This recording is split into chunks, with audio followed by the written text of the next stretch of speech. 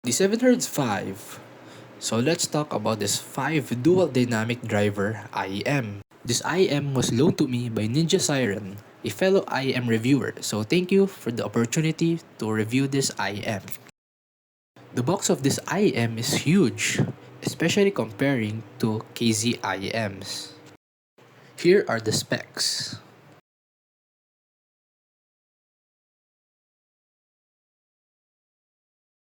We got the 7Hz logo, a Apple-like unboxing experience where it is really slow.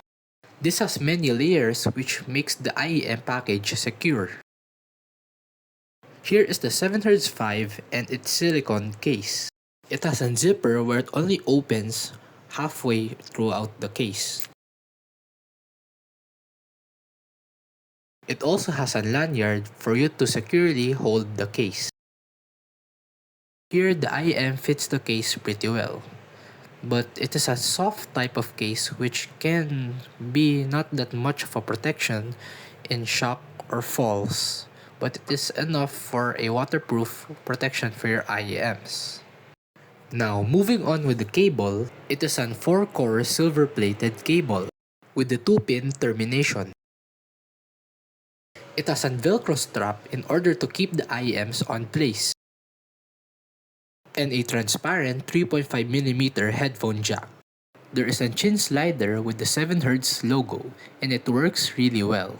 For the ear tips, it comes with a small Ziploc case like this, where it contains 4 pairs of 7Hz K-Bear silicone style ear tips and 2 pairs of bullet style ear tips like the Duno SNS. For the fit, even if it is a huge IEM, it still fits in my ears without discomfort, and it is actually not that thick. It is still light enough in my ears because of its resin shell. Moving on with the sound, it has a bass head V-shaped sound signature. Starting with the bass, the sub-bass scales with volume where it becomes the main star of the scene at higher volumes, while at lower volumes it takes a more balanced approach. For the mid-bass, though, it's the star of the show where it has a thumpy, punchy bass that makes you stomp your feet at most songs because it elevates that bass even at songs where it's lower tuned.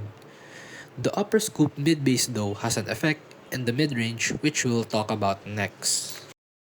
Vocals sound missing and are seated back due to the steep V-shaped tuning where it sounds like it's the backtrack of the song. There is a lack of fullness and warmth from what I've been used to with the contents. It is not a bad thing for those that are vocal and sibilant sensitive because you will not be annoyed. Now, for the treble, it is detailed and crispy, especially for the cymbals and sparkles, while not coming off as harsh for a treble sensitive person like me.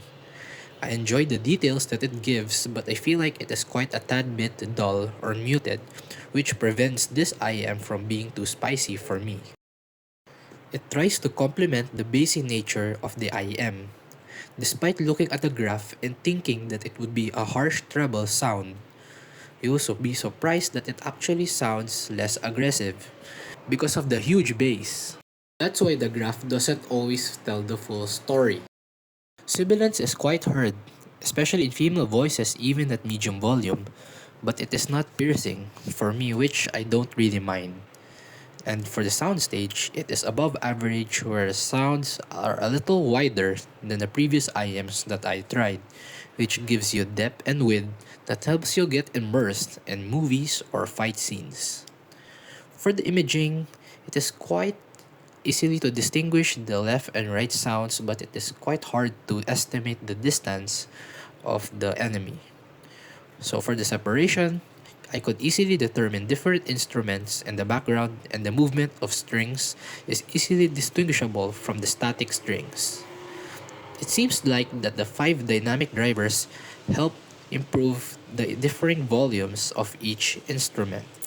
In conclusion, the 7Hz 5 is a fun and treble-safe IM that can be a nice transition for people coming from Bluetooth earbuds due to its familiar tuning, where its bass is on the bass head level that could satisfy and make a beginner's transition smooth while providing technicalities that will impress them. though I would say that it is quite expensive for the sound and cable that it offers, where IEMs under the $20 bracket could provide a similar or even better experience sound-wise while being smaller in size and easier to power. Thanks for watching, and don't forget to subscribe for more reviews and updates. I'll see you in the next one. Ciao!